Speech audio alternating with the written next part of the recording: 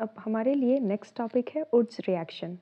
हमें पता है ये भी शॉर्ट नोट्स में आ सकता है या फिर जिसमें ऑप्शन वाला क्वेश्चन होता है कि आप नेमिंग रिएक्शन को एक्सप्लेन करें। नेमिंग रिएक्शन वैसे इजी भी है और हमारे लिए समझना आसान भी है। तो वुड्स रिएक्शन को समझते हैं। It is a method to prepare alkane when two molecules of alkyl halide are treated with sodium metal in dry ether, then alkane is obtained.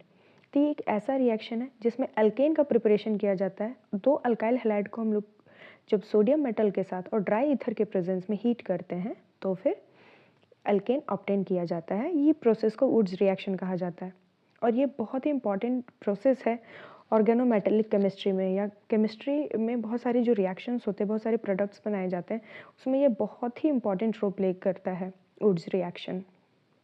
अब देखिए इसका रिएक्शन कैसे होता है।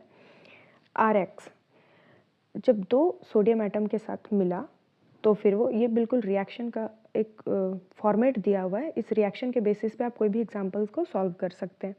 बाद में जब रिएक्शन हुआ तो RR मतलब ये तो अल्केन का फॉर्मेशन को दिखाया है। यहाँ एग्जाम्पल से समझ सकते हैं। CH3Br जब ये सोडियम और DE का मतलब है ड्राई ईथर, उसके प्रेजेंस में रिएक्शन किया तो दो इथेन का फॉर्मेशन किया।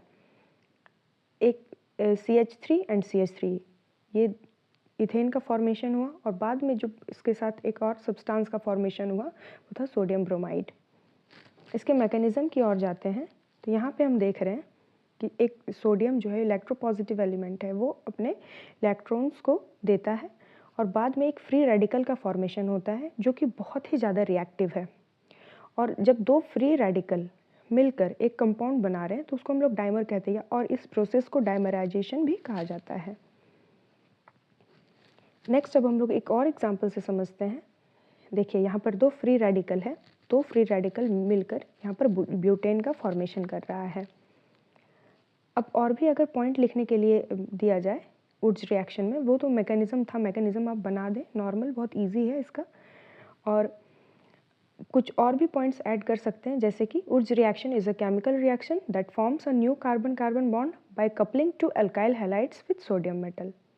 ठीक है। और नेक्स्ट पॉइंट ये भी लिख सकते हैं कि इसका डिस्कवरी करने वाले साइंटिस्ट का नाम था चार्ल्स एडोल्फ वुड्स, जो कि एक फ्रेंच साइंटिस्ट थे। और इसका मेन काम है बिल्कुल ये वुड्स रिएक्शन का बेसिकली जो वर्क है वो दो अल्काइल हैलाइड को कपल करता है, वो भी सोडियम मेटल के प्रेजेंस में, और हायर अल्केन का फॉर्मेशन करता है।